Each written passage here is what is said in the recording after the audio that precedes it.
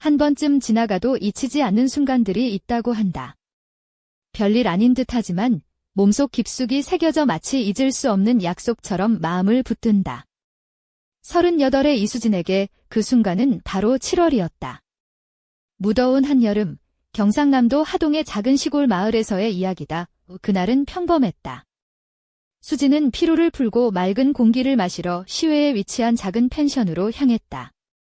달콤한 유자차 한 잔과 함께 긴장된 마음을 내려놓으려 했다.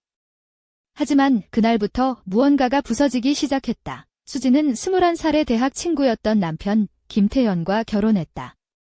태현은 4살 많고 언제나 자신감 넘치는 사람으로 살짝 난 턱수염과 은은한 향수 냄새가 매력적이었다. 결혼 후 새해 만에 아들 민준이 그리고 딸 예림이 태어났다. 하지만 태현은 늘 집에 없었다. 회사 일, 출장이 끊이지 않아 집보다 사무실과 전국 곳곳 사업장에 더 머물렀다. 처음엔 이해하려 했고 이내 포기했다. 수진은 어느덧 20살 대학생의 빛나는 눈동자가 아닌 부드러운 곡선과 지친 어깨, 그리고 목덜미에 연약한 피부를 가진 여자였다. 때때로 그녀는 누군가 자신을 전만학 아내가 아닌 여자로 바라봐주길 바랐다. 그날 함께 가기로 한 사람은 조카 김지훈이었다. 지훈은 아버지 친구의 아들로 19세의 경상북도 안동에서 대학을 다니고 있었다. 방학을 맞아 고향에 돌아온 그는 키가 크고 아버지를 닮아 눈을 자주 찡그리곤 했다. 지훈이 메시지를 보내왔다. 이모, 펜션 가면 나도 데려가 주세요. 잡초랑 울타리 좀 도와줄게요. 수진은 아침 9시에 하동 시외버스 정류장 근처에서 그를 만났다. 지훈은 땀에 살짝 젖은 회색 티셔츠와 무릎 길이의 베이지색 반바지를 입고 있었다. 수진은 연보랏빛 향기가 나는 얇은 면 원피스를 입고 차 안에 앉아 있었다. 원피스는 허리를 살짝 감싸며 부드럽게 몸매를 드러냈고 속에는 피부색 브라톱과 팬티를 착용했다. 펜션에 도착하자 언제나처럼 무성한 잡초와 이웃집 느티나무에서 날아다니는 솜털이 맞이했다. 수진은 주전자에 차를 끓이고 가벼운 쇼를 어깨에 걸친 채 맨발로 벤치에 앉았다. 지훈은 티셔츠를 벗고 잔디를 깎았다. 그의 땀에 젖은 등과 이마에 붙은 머리카락이 햇볕을 받아 반짝였다. 수진은 애써 외면하려 했지만 어쩐지 그를 바라보는 시선이 따뜻하고 어색하게 머물렀다. 물 좀 줘. 지훈이 낯을 땅에 꽂으며 말했다. 수진은 고개를 끄덕이고 집으로 들어가 차가운 물을 토기에 담았다. 지훈이 뒤따라 들어왔다. 숨가쁜 그의 몸에서 풋풋한 땀 냄새와 햇살, 풀내음이 섞여 있었다. 등이 많이 탔네. 수진이 말했다. 지훈은 어깨를 으쓱하며 아마 일사병인 것 같아요. 라며 답했다. 내가 연고 발라줄게. 다 타버리면 안 돼. 수진 자신도 왜 그러겠냐는 듯 연고를 찾았다. 알로에 베라가 든 튜브를 들고 그를 마루로 불렀다. 지훈은 조용히 앉아 등을 기대고 있었다. 수진은 등 뒤에 서서 손바닥에 연고를 짜내어 그의 어깨에 조심스레 발랐다. 그의 피부는 뜨겁고 생기 있었다. 손가락 끝에 반응하는 듯 했다. 그녀는 천천히 평소보다 조금 더 힘을 주어 연고를 문질렀다. 숨결이 깊어졌다. 지훈이 잠시 고개를 돌려 그녀와 눈이 마주쳤다.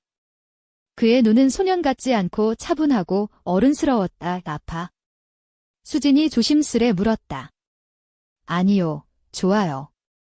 그의 목소리는 낮고 조용했다. 그 순간 수진은 마음 깊은 곳에서 누군가 자신을 바로 바라보고 있다는 것을 느꼈다. 그녀는 손을 내리고 옆에 서서 원피스 속에서 전해지는 소름을 느꼈다. 더위 때문일까? 바람 때문일까? 아니면 그의 시선 때문일까? 고마워요, 이모, 지훈이 말했다. 그의 목소리는 평소와 달랐다. 더 깊이요. 이 말없이 수진은 집으로 들어가 욕실의 문을 잠그고 세면대에 손을 짚은 채 거울 속 자신의 모습을 오래 바라보았다. 뺨은 붉었고 원피스 아래 몸이 떨리는 듯 했다.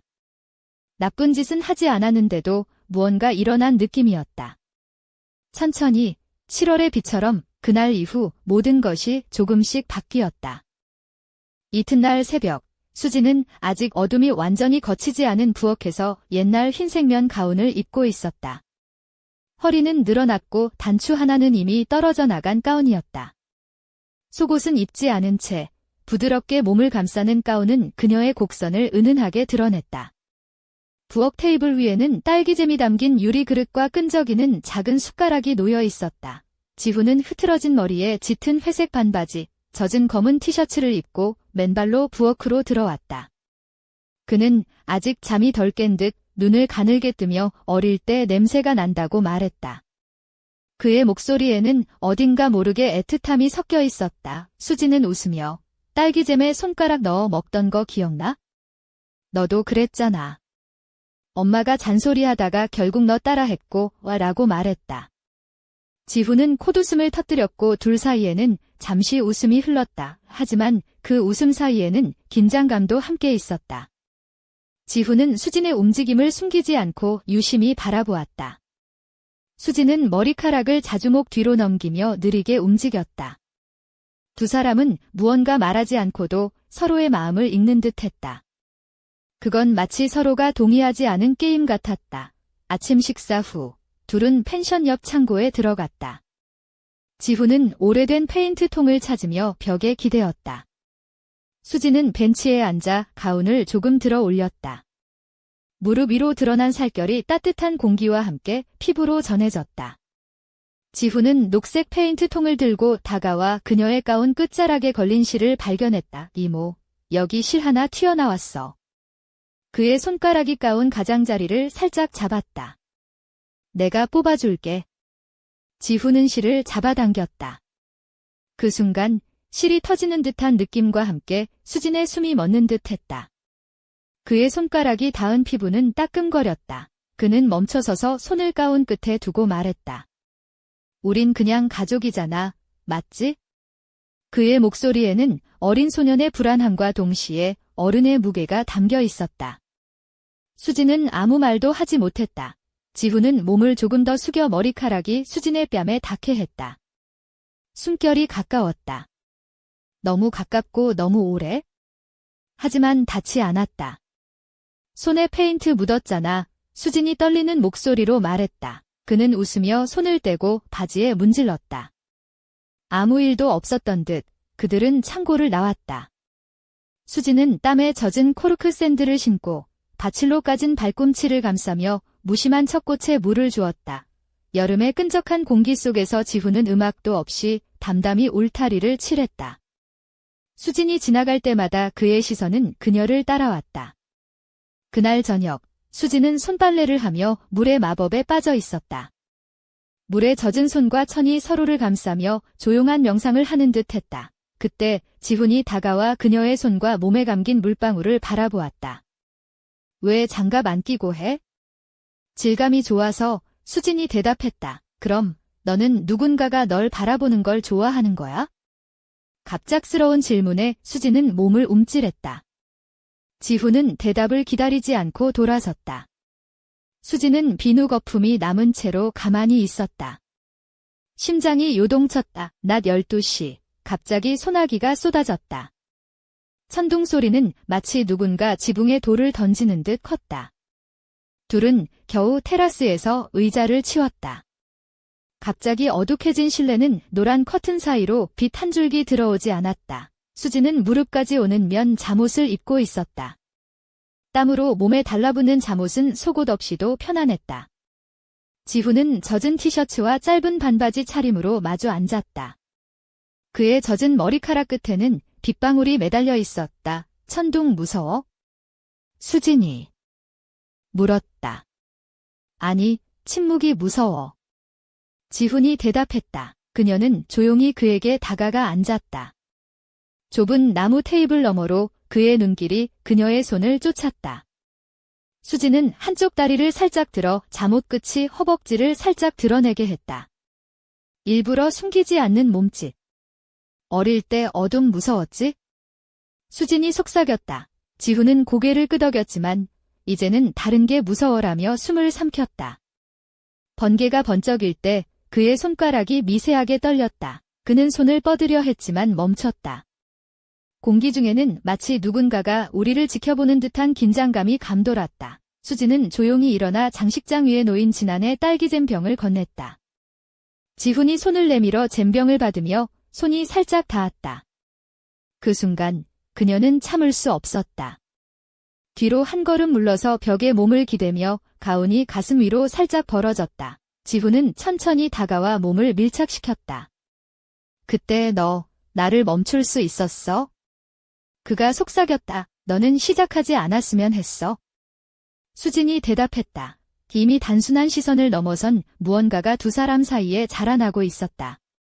그것은 마치 모닥불 그림자처럼 빛이 강할수록 짙어졌다. 수진은 그의 가슴에 이 말을 기대었다. 젖은 머리카락에서 비내음과 익숙한 남성의 향기가 났다. 그의 손은 여전히 몸 옆에 떨어져 있었다. 무서워.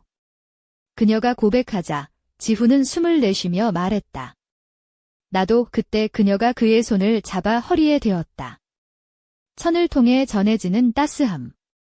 지훈은 조심스럽고 어색하게 그녀의 등을 쓰다듬었다. 척추를 따라 올라가는 손길에 수지는 눈을 감았다. 모든 자제심이 벗겨지며 욕망이 몸을 채웠다. 가까워진 둘, 입맞춤 없이 마치 오래 기다린 두 사람이 만난 듯 지훈이 살짝 물러서며 허락을 구하는 눈빛을 보냈다. 수지는 고개를 끄덕였다. 그의 손끝이 그녀의 손목을 스치며 천천히 미끄러졌다. 입맞춤보다 더 친밀한 그 순간 휴대전화가 울렸다. 형준이야. 수지는 움찔하며 한 걸음 물러났다. 모든 분위기가 산산조각났다. 미안해. 그녀는 숨을 고르고 방으로 들어갔다. 전화 화면에는 형준, 지금 출발할게. 1시간 안에 도착해 라는 메시지가 떴다. 밖에 비는 잦아들었고 집안은 기묘한 정적에 휩싸였다. 수지는 침대 가장자리에 앉아 거울 속 자신을 바라보았다. 잠옷은 구겨졌고 흐트러진 머리카락 사이로 지훈의 손가락 자국이 선명히 남아있었다. 눈에 보이지 않는 화상처럼 느껴졌다. 40분 뒤 형준이 도착했다. 그는 무거운 발걸음으로 대문을 닫고 입구의 양동이를 발로 차며 들어왔다. 땀과 싸구려 데오도란트, 피곤함의 냄새가 집안을 가득 채웠다. 안녕. 차 어디 있어? 그가 말했다. 수지는 고개를 들지 않고 차를 따랐다. 형준은 휴대전화로 눈을 떼지 않고 밥을 먹었다. 지훈은 마당의 벤치에 앉아 손에 쥔 작은 칼로 나무 조각을 깎으며 긴장을 풀고 있었다. 저녁이 되자 모닥불이 피워졌다. 형준은 맥주를 마시며 시공 현장과 저렴한 공사를 요구한 고객 이야기를 했다. 수지는 별 관심이 없는 척 들었다. 지훈은 침묵했다. 수진아, 맥주 좀 더 가져와. 형준이 무심코 말했다. 그녀가 냉장고를 열자 지훈이 뒤에서 가까이 서 있었다. 수지는 고개를 돌리지 않고 괜찮아 라고 말했다. 아니야, 괜찮지 않아. 지훈이 대답했다. 그는 그녀의 목덜미, 팔, 그리고 젖은 셔츠가 등에 달라붙은 모습을 훑어보았다. 이건 잘못된 거야. 수진이 속삭였지만 지훈은 말했다. 하지만 난 내가 그와 함께 사라지는 모습을 볼 수 없어. 너 자신도 모르잖아. 그가 가까이 다가와 약간 탄 피부를 부드럽게 쓰다듬었다. 손목 안쪽에 고동치는 맥박을 어루만지며 천천히 말했다. 난 내가 이런 모습일 때 가장 아름답다고 생각해. 씻지 않고, 지치고, 화나고, 살아있는 너. 수지는 말하려 했지만 입이 다물어졌다. 냉장고 문을 닫고 어둠 속에 남았다. 그날 밤, 형준은 늘 그렇듯 빠르고 무겁게 코를 골며 잠들었다. 수지는 천장을 바라보았다. 창밖에서는 꺼져가는 모닥불 연기가 피어올랐다.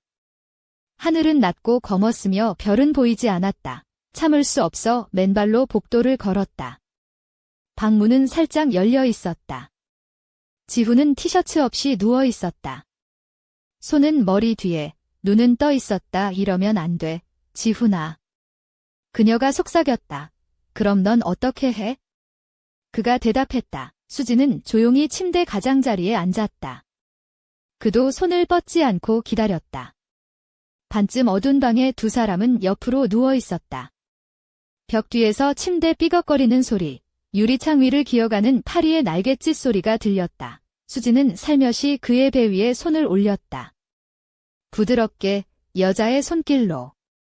지훈이 몸을 움찔했다. 근육이 긴장되고 숨결이 빨라졌다. 추워. 그가 속삭였다. 아니, 나 자신이 뜨거워.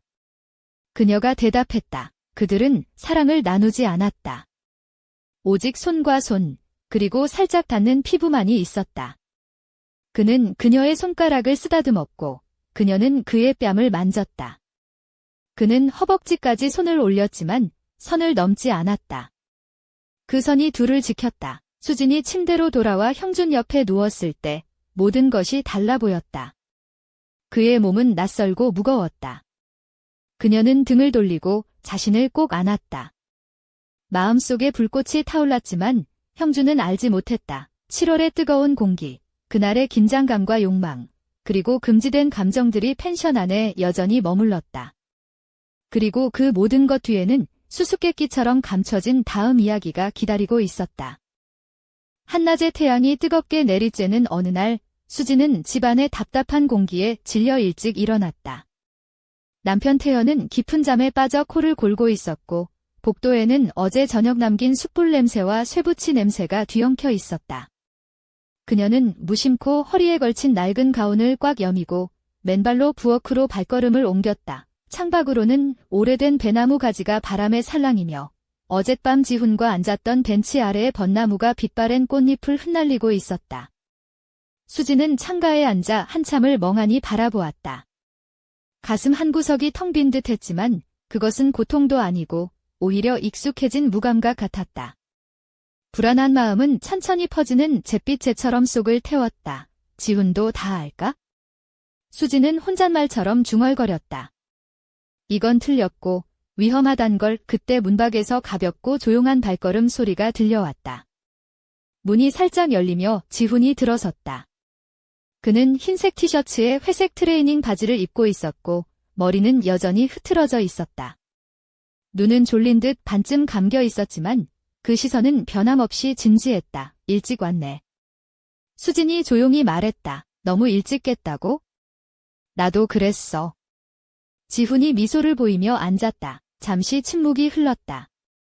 두 사람의 사이에는 말로 다 할 수 없는 무거운 공기가 가득했다. 너, 어젯밤에 그 상황, 기억나? 지훈이 조심스레 물었다. 유수진은 고개를 끄덕였다. 잊을 수가 없어. 그는 깊은 한숨을 쉬며 말했다. 우리 이대로 계속 가면 안 된다는 걸 알아? 하지만 멈추기도 힘들어. 유수진은 가운을 꼭 쥐며 말했다. 우리 가족, 우리의 삶이 무너질 거야.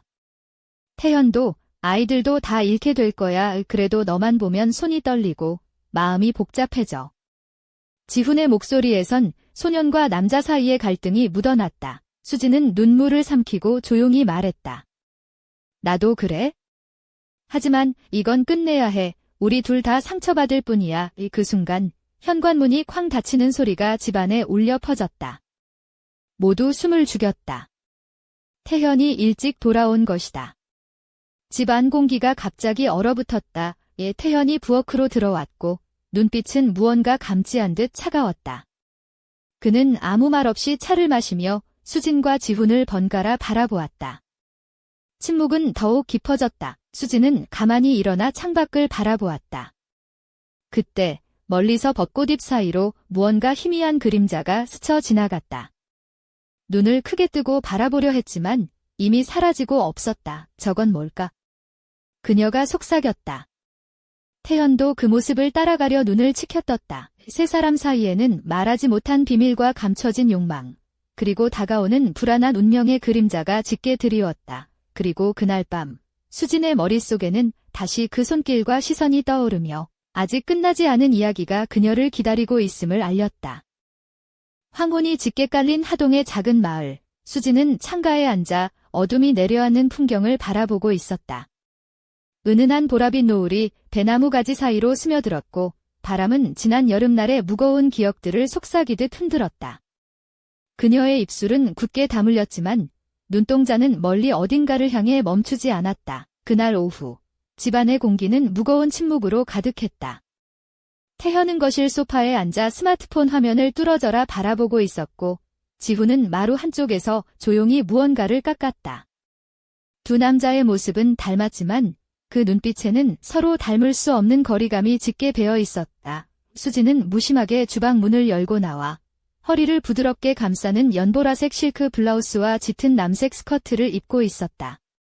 발끝에는 살짝 굽이 있는 검은색 샌들이 있었고 목에는 은은하게 빛나는 작은 진주 목걸이가 걸려 있었다. 그녀의 머리카락은 부드러운 웨이브로 흘러내려 목덜미를 감싸며 살짝 벌어진 입술 사이로는 어딘가 모르게 감성적인 긴장이 느껴졌다. 지훈아, 그녀가 부드럽게 불렀다. 지훈은 고개를 들어 그녀를 바라보았다. 그의 얼굴에는 여전히 청춘의 풋풋함과 어른이 되어가는 미묘한 갈등이 엿보였다. 내가 만든 저 나무 조각, 참 섬세하구나. 수진이 미소 지었다. 지훈은 수줍게 웃으며 이모가 좋아해주면 좋겠어요. 라고 답했다. 그 순간 태현이 냉담한 목소리로 말했다. 수진 씨, 우리 이러는 거 아무래도 안 좋지 않습니까? 수진은 그를 바라보며 살짝 눈썹을 치켜 올렸다. 태현 씨, 왜 그렇게 심각하세요? 다들 어른인데 서로 감정을 숨기면 더 큰 혼란만 생기지 않나요? 태현은 잠시 침묵하다가 한숨을 내쉬며 가족이란 울타리가 얼마나 중요한지 모르는 것 같군요. 라고 말했다. 수진은 그의 말에 맞서듯 목소리를 낮추었다. 울타리도 때론 무거운 족쇄가 되죠. 저 울타리처럼 페인트 칠이 벗겨지고 나면 결국 썩어버리고 말아요. 그 말에 지훈이 고개를 끄덕이며 저도 그 울타리를 칠하면서 많이 생각했어요. 우리가 진짜 원하는 게 뭔지라고 덧붙였다. 세 사람 사이에 흐르던 긴장이 묘한 공기로 변했다. 마치 오래된 그림자가 벽에 드리워지듯 말하지 않아도 알 수 있는 무언가가 그들 사이를 감쌌다. 수지는 조용히 자리에서 일어나 창문을 열었다. 바람이 그녀의 옷자락을 살랑이며 목덜미를 스치고 지나갔다. 그녀는 속으로 중얼거렸다. 모든 게 변할 수밖에 없어. 이 이야기는 이제 막 시작일 뿐. 그때 휴대전화가 벨소리를 울렸다. 수지는 천천히 손을 뻗어 화면을 확인했다. 누군가라는 이름이 떴다. 그녀의 심장이 미세하게 떨렸다. 누구지? 지훈이 조심스레 물었다. 수지는 잠시 망설이다가 말을 꺼냈다. 아직 끝나지 않았어. 분명히 그녀의 목소리에 담긴 무게와 떨림은 다가올 미스터리와 갈등의 서막을 예고했다. 하동의 어둠 속에서 누군가 그녀를 지켜보고 있었다. 그리고 그 누군가는 언제든 그녀의 삶을 송두리째 흔들 준비가 되어 있었다. 새벽녘, 하동의 고요한 마을은 아직 잠에서 깨어나지 않았다. 수지는 침대에 누워 천장을 바라보며 숨을 고르고 있었다. 그녀의 옷차림은 어제와 달리 은은한 크림색 슬립 드레스로 부드러운 실크가 피부를 감싸며 미묘한 윤기를 흘렸다. 목에 걸린 작은 은색 목걸이가 희미한 빛을 받아 반짝였다. 긴 머리는 흐트러져 있었지만 그 어지러움마저도 그녀에게 은근한 매력을 더했다. 밖에서는 조용히 빗방울이 떨어지고 있었다. 빗소리는 마치 그녀의 마음속 깊은 곳에서 울리는 속삭임 같았다. 문득 휴대전화 화면이 빛나며 메시지 알림이 떴다. 오늘 밤 다시 만나자. 중요한 이야기가 있어. 보낸 이는 누구였다. 수지는 망설임 끝에 짧게 답장을 보냈다. 어디서? 곧바로 답장이 왔다. 옛날 카페. 9시에 수지는 숨을 깊이 들이마시고 일어섰다. 거울 앞에 선 그녀는 긴 드레스가 자연스럽게 몸을 따라 흘러내리는 모습을 바라보았다. 발에는 블랙 스트랩 샌들이 섬세하게 감싸고 있었고 살짝 열린 어깨선이 마치 조용한 유혹처럼 느껴졌다. 그녀는 손가락으로 목걸이를 만지작거리며 자신을 다독였다. 밤이 깊어가자 수지는 조심스레 집을 나섰다. 빗방울이 옷자락을 적셨지만 그녀는 그것마저도 신경 쓰지 않았다. 마을의 좁은 골목길을 따라 걷던 그녀는 오래된 돌담과 등불이 은은히 빛나는 카페 달빛 정원 앞에 멈춰 섰다. 카페 안은 아늑한 분위기, 고풍스러운 나무 테이블과 벽에 걸린 오래된 사진들이 시간의 흐름을 잔잔히 담고 있었다. 창가 자리에는 이미 한 남자가 앉아 있었다. 그의 이름은 박준호.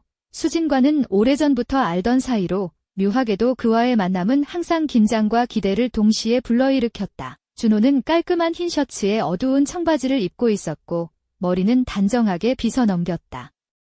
그의 눈빛은 깊고 차분했지만 그 속에는 알 수 없는 감정이 어른거렸다. 늦었네. 수진 씨, 그가 낮게 말했다. 미안해요. 길이 좀 막혔어요. 그녀가 미소 지으며 자리에 앉았다. 두 사람 사이에는 묵직한 공기가 흘렀다. 준호가 조용히 입을 열었다. 우리 얘기해야 할 게 많아졌어. 이제 숨길 수 없어. 수진은 가만히 고개를 끄덕이며 그의 눈을 바라보았다. 그 순간 카페 문이 삐걱거리며 열렸다. 차가운 바람과 함께 또 다른 그림자가 들어섰다. 그는 누구일까? 그리고 그가 가져온 비밀은 그녀의 삶을 어떻게 뒤흔들 것인가? 어둠 속에서 수진의 심장은 빠르게 뛰기 시작했다. 모든 것은 이제 막 시작되었다.